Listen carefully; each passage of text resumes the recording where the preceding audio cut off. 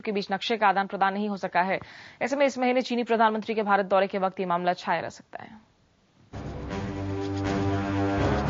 चीन और भारत के बीच 3 हफ्तों से जारी तनातनी खत्म हो गई। लद्दाख के डेप्सांग में रविवार देर शाम दोनों देशों के जवानों ने हाथ मिलाकर अपना अपना तंबू समेट लिया।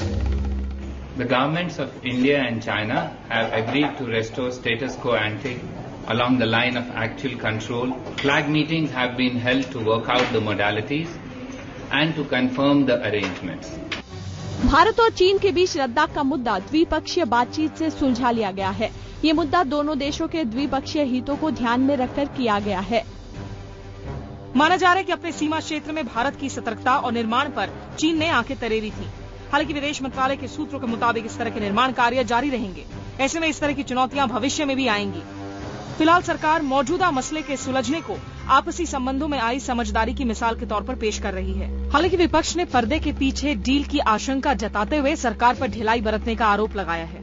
उच्च स्तरीय चर्चा से ही वो मसला हल होता है और यही पहले दिन हमने मांग की थी कि this must be taken at the level of the raksha mantri और द फॉरेन मिनिस्टर और द प्राइम मिनिस्टर। आधिकारिक रूप से यही कहा जा रहा है कि इस मसले को सुलझाने के लिए कोई लेन देन नहीं की गई है, लेकिन इशारे जरूर मिल रहे हैं कि नई दिल्ली की तरफ से ये संदेशा दिया गया था कि अगर दौलत बेग ओल्डी में सूरत हाल में कोई बदलाव नहीं होता है तो फिर विदेश मंत्री के बीजिंग दौरे और चीन के प्रधानमंत्री के भारत दौरे पर शंका के बादल मंडरा सकते हैं।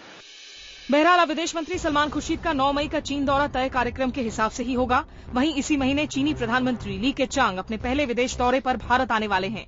शायद चीन की नई हुकूमत विश्व समुदाय को ये संदेश देना चाहती है कि वो भारत जैसे पड़ोसी के साथ संवाद के जरिए मसलों का समाधान कर सकती है। ऐसे में जापान के साथ विवाद जारी है तो वजह चीन नहीं बल्कि जापान का जिद्दी रवैया है। स्मिता शर्मा, दिल्ली, IBN 7।